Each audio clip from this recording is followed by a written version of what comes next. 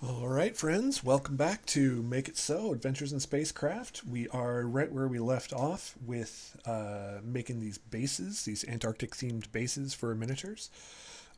Glue and paint should be fully dry now, so we're gonna take these bones that we've been painting up and all these other parts, add a little bit more paint and detail to them, and then get them glued down so that we can mix up some resin and fill our base. Um, Once we get the resin in, it takes about 24 hours to set. So we'll have to do another stream maybe tomorrow, maybe the next day to completely finish it off. Also, excuse me, I got a little bit of hiccups.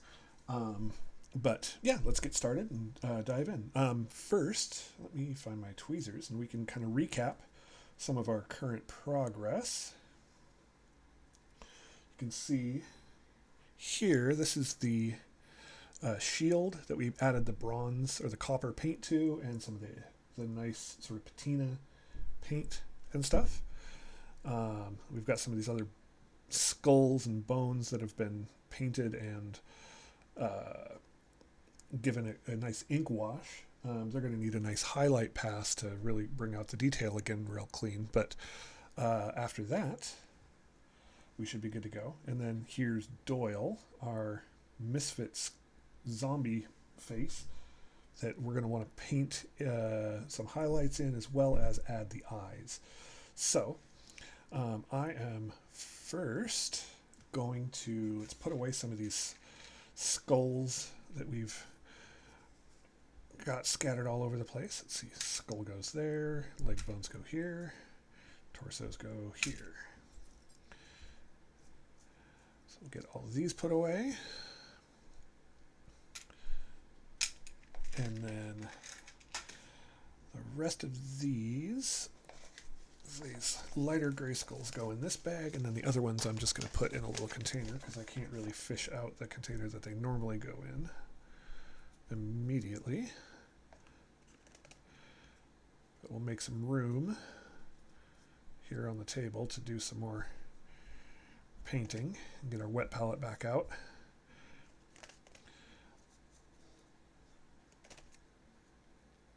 And again, we're going to be mainly just highlighting, getting the details popping back out, making it show up nice and strong, but we're not looking for a super, super high quality paint job.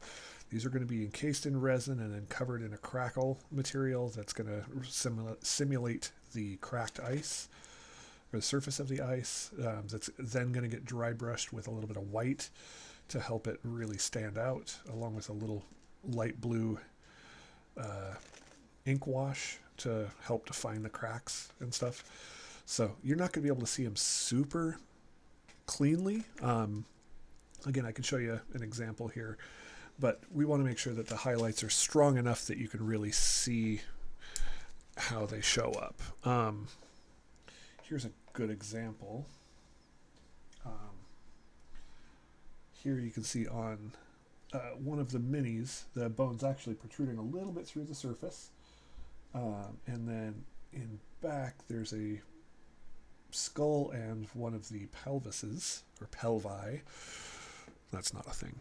And then on Odorus's base here, you can see a similar thing where the bones are just submerged in the ice. You can see through enough to get a little bit of that nice parallax action, but just beyond the surface, it starts getting obscured pretty quickly. If you look really closely on this one, you can see the spine. I don't know how well that comes through on camera, but you can see the spine sort of descending down into the ice.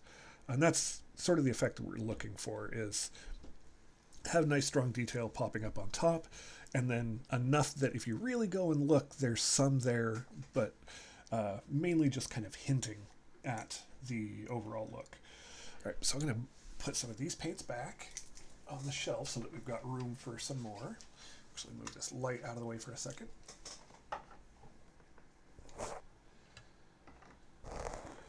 And black goes here. I'm going to keep these inks out, so it still might come in handy. We've got our Rekarth flesh base. I'm going to get a really pale flesh. This is actually called pale flesh from Game Color. Let's go full white. Let's see, what else do we need? Let's get the sort of bronze gold color. And anything else? I'm gonna grab a little bit of Ungor flesh just to really draw out the detail in the zombie head that we're going to be putting in there in Doyle. And that one I'm going to try to paint it a bit like Doyle from the Misfits. And while I'm thinking about it, we also want to do his eyes. So I've got a formula I've used for a while now to get really nice sort of glow look. And since we're going with sort of a bluish, greenish skin tone, having a nice orange, very vibrant and saturated orange, I'll start with a red and then build it all the way up to yellow to give it a glowing effect, sort of like a lava effect.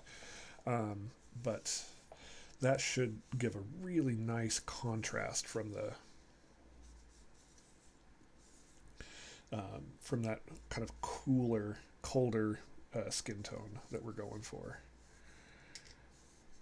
And then, of course, I'll put a bunch more of the Nuln oil in around it to kind of knock it back, sink his eye sockets a lot deeper. Because if it's going to be Doyle, it needs to have his sort of trademark makeup around his eyes, too. All right, so let's get some ink on some paints on our palette. Let's start with the skin tones. Let's see, we want that Ungor flesh. Looks like our pale flesh. We'll do just a little bit of I like to try to line them up in a bit of a spectrum. So there's that. That really doesn't show up on camera very well, but sorry. And then our Ungor flesh on one side, and then we'll do our white on the other side of it. Problem with these Citadel paints is they come in pots and not dripper bottles. So on one hand, it's a little easier to maintain them. You can add little droppers of acrylic thinner and stuff into them. I also add to all my paints, before I even start using them, I've got a bunch of little hematite beads that I drop into all my paints as an agitator. That hematite doesn't oxidize and doesn't corrode, it doesn't rust. No. So I like to use those to basically bounce around in the paint when you shake it up to help stir it up and agitate it. That's a trick I learned, I think, Black Magic Craft, actually. It's an amazing YouTube channel. He's been doing this stuff for years and is absolutely worth following if you're into mini painting and terrain building and all of that fun stuff. I'm a big fan of his and have been for a very, very long time. Let's see. So I'm going to want... Actually, let's go with one of these brushes. I'm going to take a little bit of what's left of the ivory, sort of bone color that we had here, pull it over here, and add just a tiny touch of this white. It's going to go a long way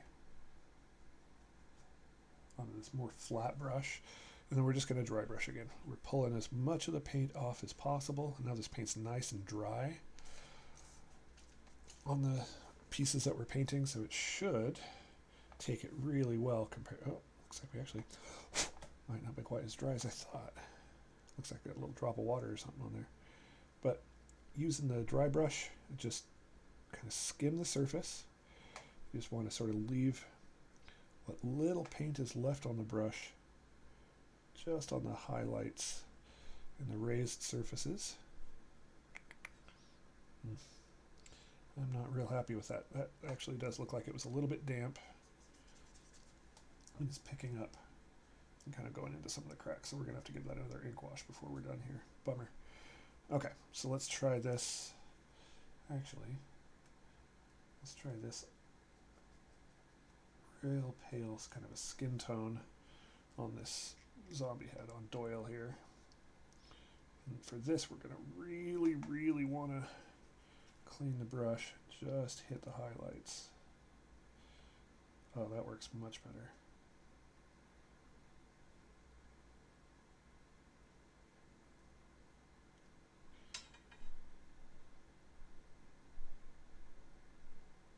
Just kind of pulling it in, mainly around that little sort of devil lock that he's got going there.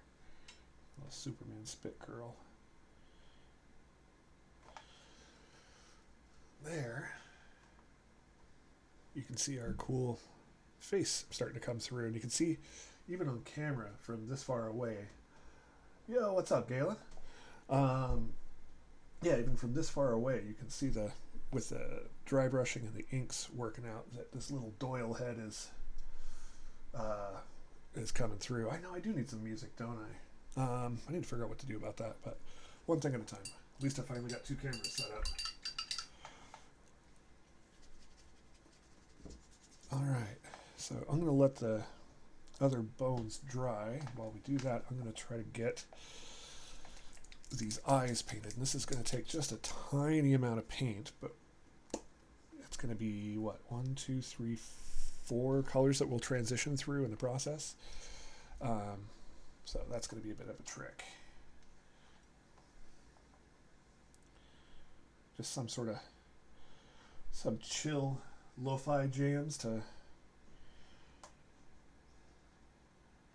What is the etiquette for music on streams? Galen, do you know? Like, I guess GWAR would be pretty on brand for this particular project, but I don't know what the copyright rules are for Twitch or stuff. I'd probably have to strip it out for YouTube.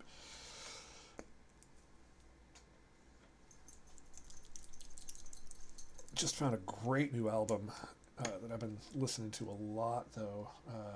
Dead Star by a band called King Buffalo. I found King Buffalo's album Longing to Be the Mountain a couple years ago, or not even a couple years ago, this last winter when it was snowing a bunch. It was just this super sort of dreamy, proggy kind of space metal that I really like, really slow build-ups to these huge drops. It worked. I remember driving in the snow and it was like, man, this is perfect for it. And then, oh, that's a good idea too. I should get a little app running to play some music and then have that run in the background. But yeah, King Buffalo just released their most recent album like a week or 2 ago called Dead Star, and it's so good. It's so good. Real just trippy space rock. Maybe next time I'm streaming I'll have to get that set up to play in the background. I've been listening to it a bunch over the last couple of weekends. Interesting. So it's not against terms of service to use copyrighted music, at least on here. If I'm trying to upload those to YouTube later, though, that might be a problem. I might have to just dub other music over the top. I know that they tend to be a little bit more of a pain in the ass about it. All right, so I am going to show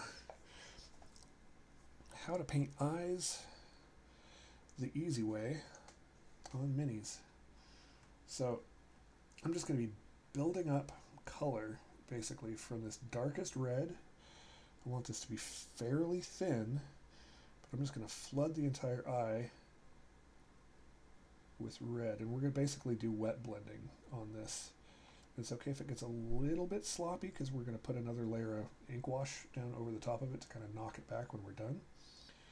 But I'm just going to paint the entire eyeball in this darkest red first, and while it's still wet, we're going to go in and start brightening it up to successively brighter colors.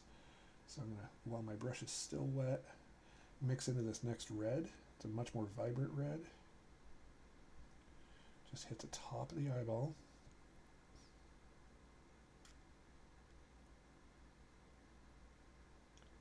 Oh, that's already looking sick. All right, now it's still wet. Move to the orange.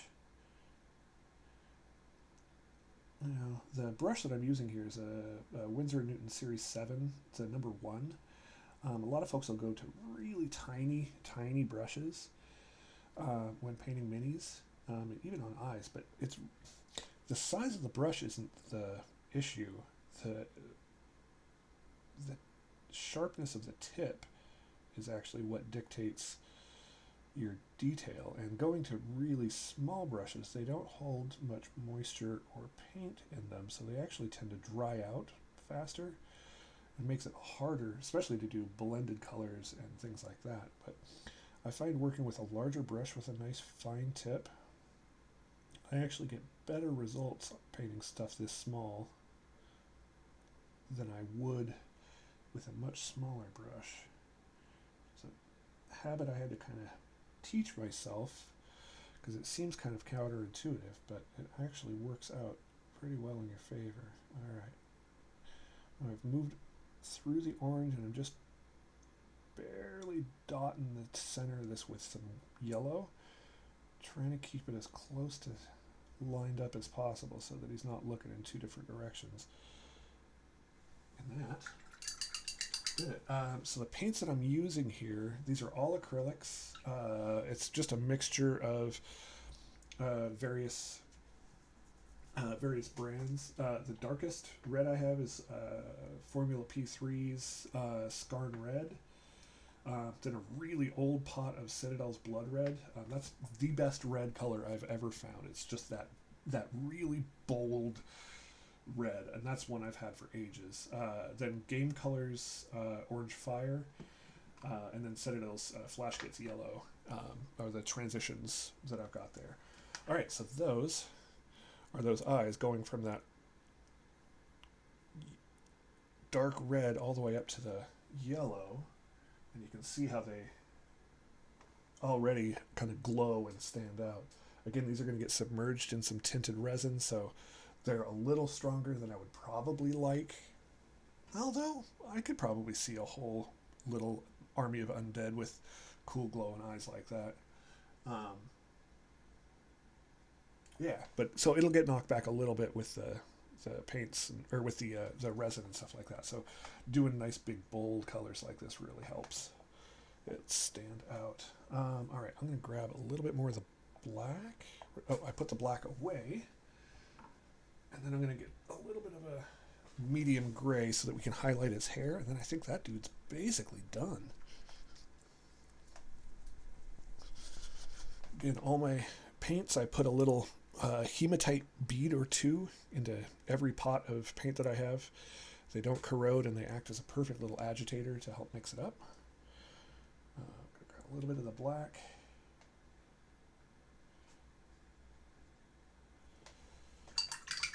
Clean the brush. Again, all right, so now we're just mixing up a little bit of paint so we can put some highlights on the hair. Basically just hitting the raised edges on there. It's all painted full black right now, and it's so dark that you can't see any of the detail, but a little bit of a dry brush will really bring that out and make it a lot more visible.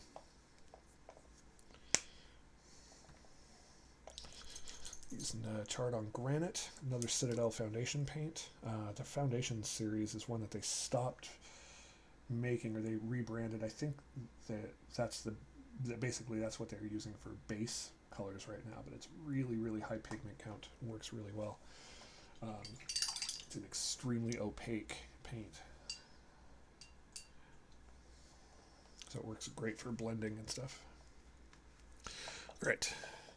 And I'm actually going to pull in a little bit of white because this is still going to be a little bit too dark. Well, actually, let's start with the dark, and then we can always work up. Grabbing tweezers again, since I only have this tiny little base. Go back over it and kind of correct some of the little issues that we had before from setting it down and trying to paint it with my big, stupid fingers.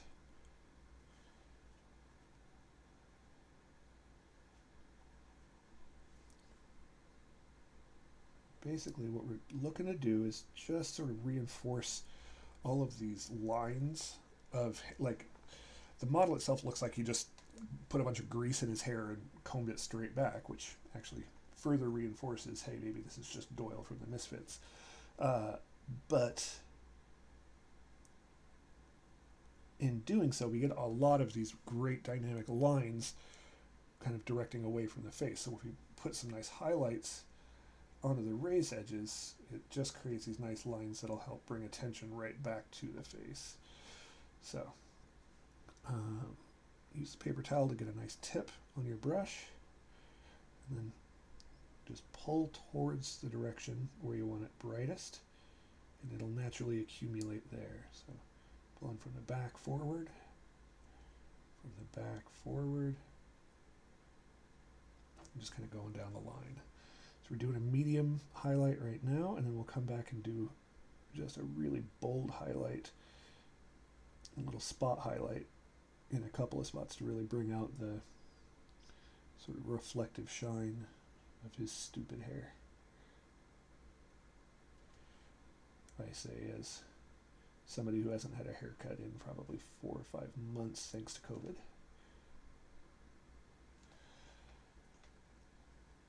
Alright, so we're going to add a bunch of white to this. Get a real nice bright gray, and we're just going to do little tiny doops. Little doop. Just a little doop. Just to sort of imply the shape. And little highlights. Happy little trees. And we really want to make sure we get that goofy little devil lock spit shunt curl that he's got. Yeah, that looks good. One more little spot right there. I probably should have cleaned off this little bit of flashing on the top, but I didn't, so whatever. Yeah, I think that's face done. I can hold it up so you can see. There we are.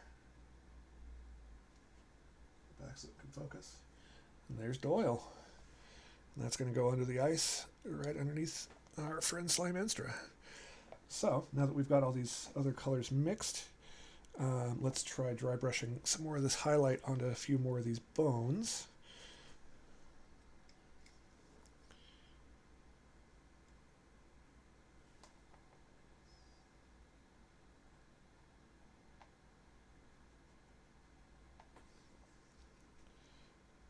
Just kind of hitting the main lines here just to really make sure that it's obvious that, yeah, these are old bleached bones. No question about it. This is what a dead guy is made of. There's that one done. Kind of nice doing all these little tiny pieces because they take no time at all to finish.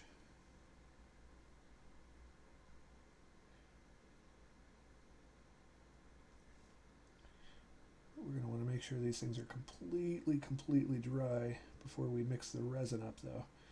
Because if they're not, the moisture in the paint can actually react with the resin and cause it to not cure properly, which we do not want at all. Because then they'll just be kind of weird and permanently sticky. I don't know a good way to fix that. Alright, so there is a leg. Sorry about the cut on my thumb there. What else we got? I got the pelvis. Let's clean that guy up. Just quick little zip zap zoop over the top with a dry brush. Again, this is only ever going to be seen from a single angle, from above, because we're going to essentially glue it down inside the thing. Oh, we got this skull too. I forgot all about this guy. It was underneath the shield there. Zip, zap, zoop. And this boy's done too.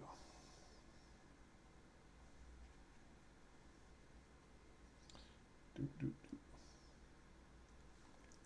There we go. All right, so now the only thing we got left is to do a little extra detail on this shield. For that, I'm going to actually go against what I just said. Use a super thin little liner brush I'm going to mix up a really light brown.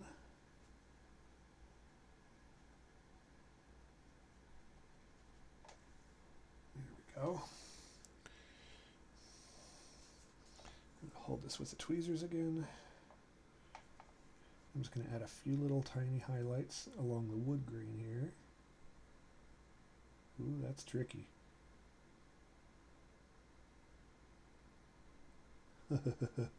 That's not easy to do. Using kind of the flat of the brush to allow the existing texture of the model to really bring it out.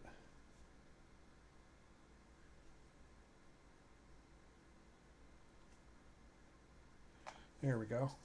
That comes through. You can kind of see the detail a little better. All right. Then I'm going to give that one last wash with the Nuln oil and then do the same thing around the eye. Well, you know what? I'm happy with Doyle. I think I'm just going to leave him as is. But do a little bit of Nuln oil on the shield. And very carefully sort of line it down into some of the recesses to enhance its readability. Bake in some of these shadows a little better. I love this Nuln oil though. It's another Citadel wash that is frequently known as liquid talent in conversations around the hobby. It is one of the easiest to use, and it just instantly brings out all the little details that are hiding among your model. I like to try to do that early on a model because it really will bring out a lot of the sort of hidden details and teach you a lot about the things that you're going to be painting. All right, and then I'm just going to do a little pass all the way around the model just to kind of bake in a shadow underneath the skull emblem to really help it pop. It's a little too much. There we go. And there we go. All right, now we've got to let these guys dry all the way. Should take about 5-10 minutes. While we're doing that, we'll put some paints away. So we got a little more room to work. Put away the wet palette. Oh, pardon my reach.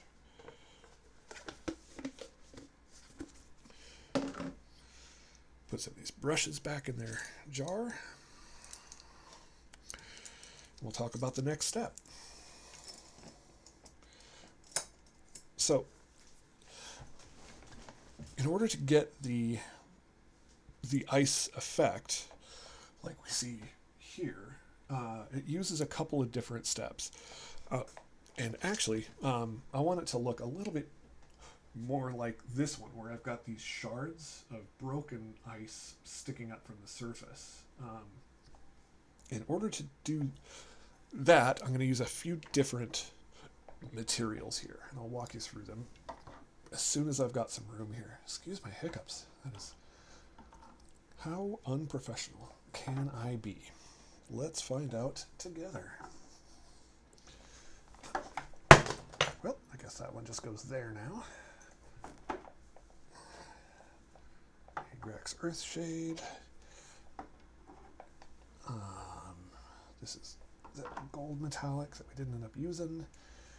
Flash gets yellow, orange fire. Sunset red, Flash gets red, or blood red. More flesh, and white. And we've got that beastie brown and my favorite copper. All right, so one of my secrets to making really good ice is a good clear resin.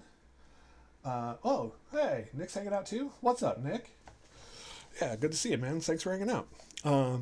Yeah, so one of my secrets for making really good looking ice is a good clear resin. And we're going to be using Art and Glow resin here. It's a 1-to-1 resin. It's a slow cure, but works great. But in order to get that nice crackly effect over the top and to get those shards, I've been using this stuff, Distress Crackle Paint. This is clear rock candy. You paint it on relatively thin and it leaves this nice sort of shattered effect over the top. If you paint it really thick, it'll make these huge big pieces. I actually did that a long time ago. I took an old lid, actually just like this, I think it was this lid actually, and filled it with about 1/8 of an inch of this this crackle paint.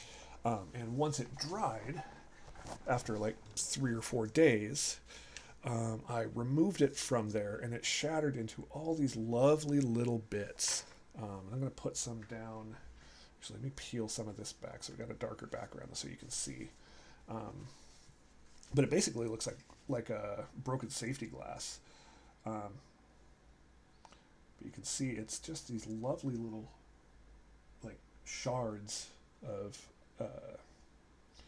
this stuff that work great, and I can kind of pull and pick from any number of them and essentially float them in the resin when I place them in. Then after the resin is cured for 24 hours, I'll put another thin coat of the crackle paint over the top to get that nice crackly texture over the top. Let that cure for about a day, and then wash it with a very thinned out blue ink, and then do a white dry brush over the top. I also have some snow effects that I could add if I wanted the tops to be snowy. I'm not really sold on those for the bases. I think some of them may get some, especially I think that could look really cool with some like blood stains over them and stuff like that. But so while we're waiting for this stuff to dry, and it looks like it's getting real close already, that shield probably is the only one that's got much time left. I'm going to go ahead and start mixing up some of this resin. Where are my good mixing cups?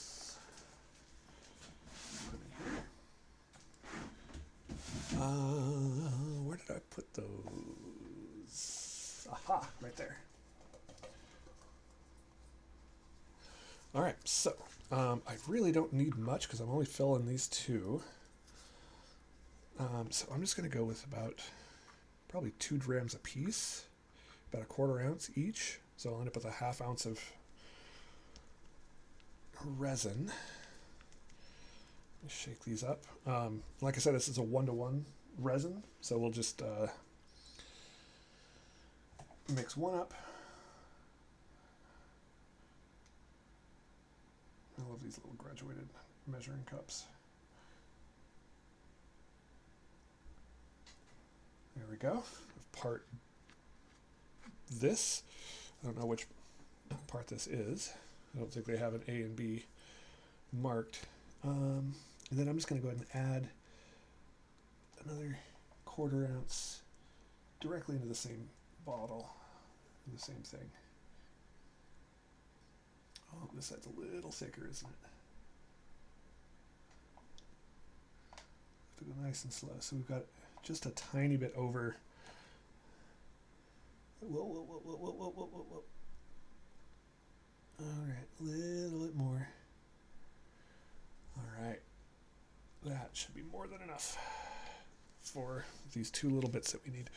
We're also going to add just a tiny, tiny bit of alcohol ink. A little goes a really long way, and we don't want this to be fully opaque. So we are going to just add a tiny bit to our stirring stick. Let me grab some alcohol ink. And for these, I've got Mermaid from Ranger alcohol ink, and then I've got the Baja Blue from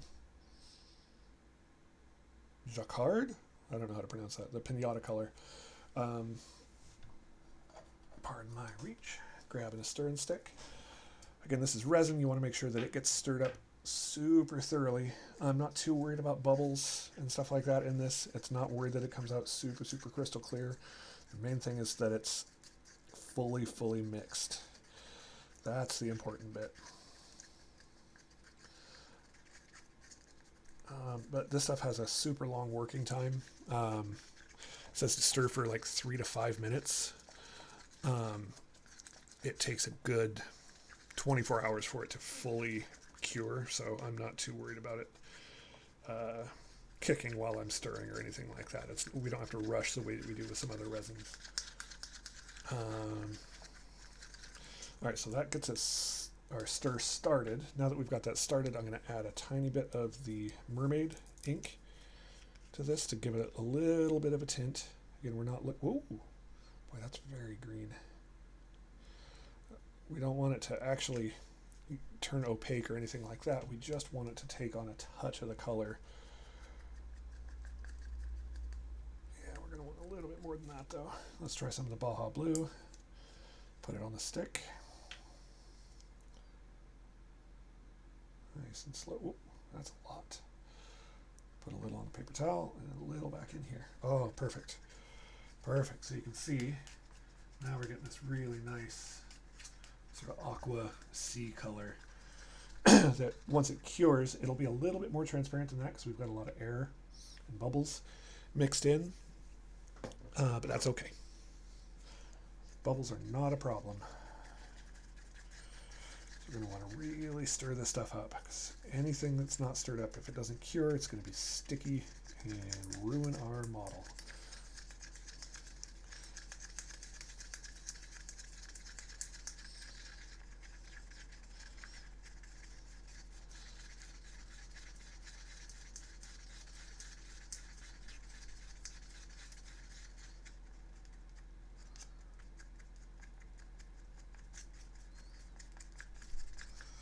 That should do it. So I'm going to let that sit for a few minutes, let the bubbles start to rise to the surface. And then, while we're letting that happen, let's glue down our arrangement. So, I'm going to want a few of these things to kind of poke up a little bit. So I'm actually going to take a few of these little bits of shattered ice. Let's spread a few out here so that we can see the shapes decently. I'm going to tip the camera down just a hair so you can see a little better. There we go. So we're just looking for good little shapes, and I'm going to use a couple of these to kind of prop up some of these bits, so like Doyle's face will pop up from the surface a little bit, and then the shield will be at a little bit of an angle, so it'll kind of stick out of the surface. So let's start with a little dab of super glue right there. And then we're going to take this guy, drop it right there. Another dab of super glue on it and right there. Actually, let's go right about there because we don't want to get too far to the center or else it's going to end up being covered up by the mini itself. There we go. That should look really good. Okay, so remember the sort of GWAR slave is going to be laying right about here, so let's put Doyle maybe right here. Of course, Slyminster is going to get the best look. Yeah, so we'll use that to kind of prop up his chin. Let's move that out of the way. So we put a dab of glue. Slyminster, this special sort of super rare Slyminster model is going to get the best base. Makes me wish I was keeping these, but this is for a commission, and I can always make more. And it's a ridiculously fun commission to work on. I'm very lucky to have run into this guy and have him buy into me helping on this project. Alright, so let's super glue Doyle's face here, and that's going to stick out of the ice really well. That's going to look great. Nice. Nice, nice, nice. So we've got one more here.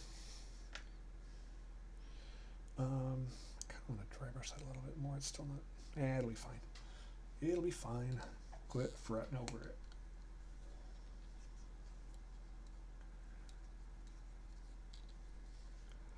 Another little drop. I got glue. Come on. Get out. There you go.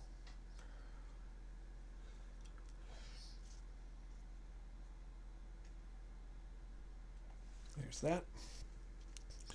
And then let's get one more piece of ice that we can kind of use to angle the knee up on this leg.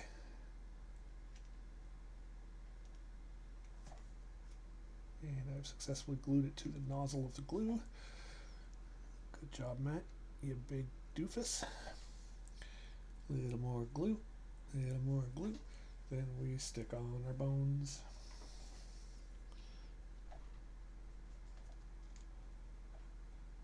You've got tweezers in your hand, use them in your hand.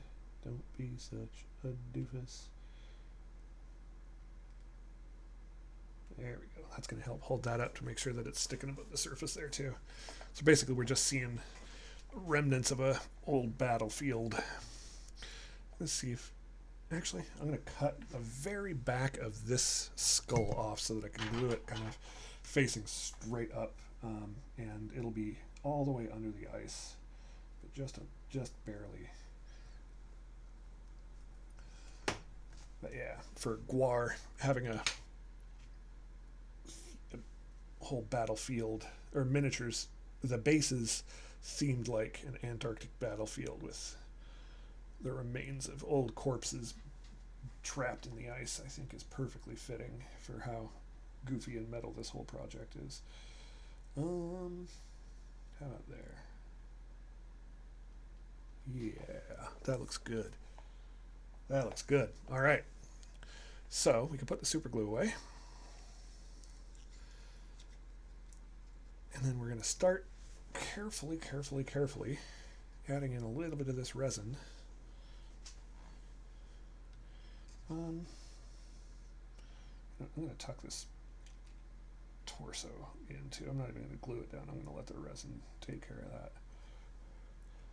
I'm just going to drip it on in using the stick. Just kind of let it flow right in. And I want to be careful not to go too far, too full above the surface, because I am going to put the crackle paint on afterward, and that's going to add a little bit of volume, and I don't want it to like bulge. But we want enough here that it fills well.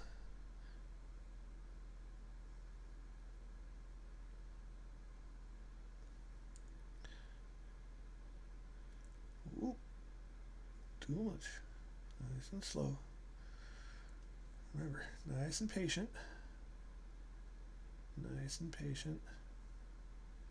Is any of that even remotely visible? I'm going to switch to the overhead cam.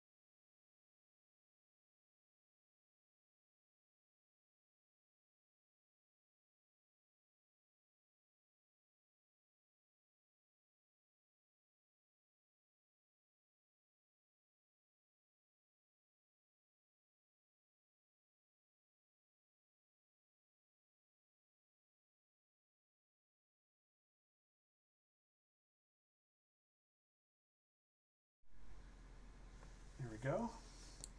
Let's see, how's the focus on that? It's not too bad. I can move this over a little bit so you can see a little better.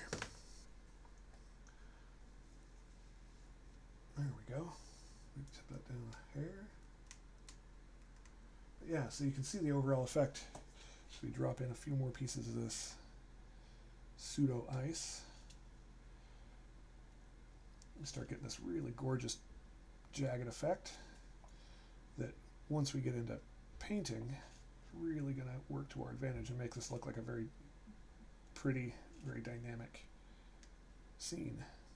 Have a couple hanging over the edge.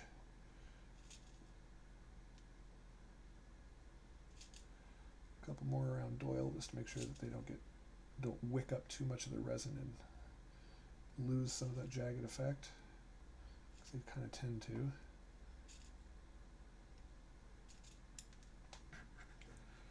All right, I think that's going to do it. That's about as much as we can do.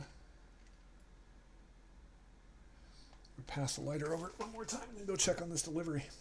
I want to say thanks for coming back, for hanging out. Again, if you're finding this on YouTube, not on Twitch, I do stream. I don't have a regular schedule set up yet, but I try to, as much as possible, try to do it at least once or twice a week. Company I work for, Very Very Spaceship, has an amazing YouTube channel. It's if you search for VB Spaceship or VBSPA, it should come right up. There's some great shows on there. We've got Carpool and Chill is one new series that we've been doing live on Twitch. Playing some games during this crazy lockdown, where you can participate live on stream without having to leave your house. We've got an amazing role-playing game series called Jen Vaughn's Big Dun Jen Show that I highly, highly recommend checking out. We've got just a ton of rad content. The Very Very Shopping Network now every month. Go check it out. Check it out on Twitch. It's twitch.tv/VBSPA. My channel's twitch.tv/Rank and File. If you enjoyed this, give me a like or a subscribe, and we'll see you next time. Bye bye bye.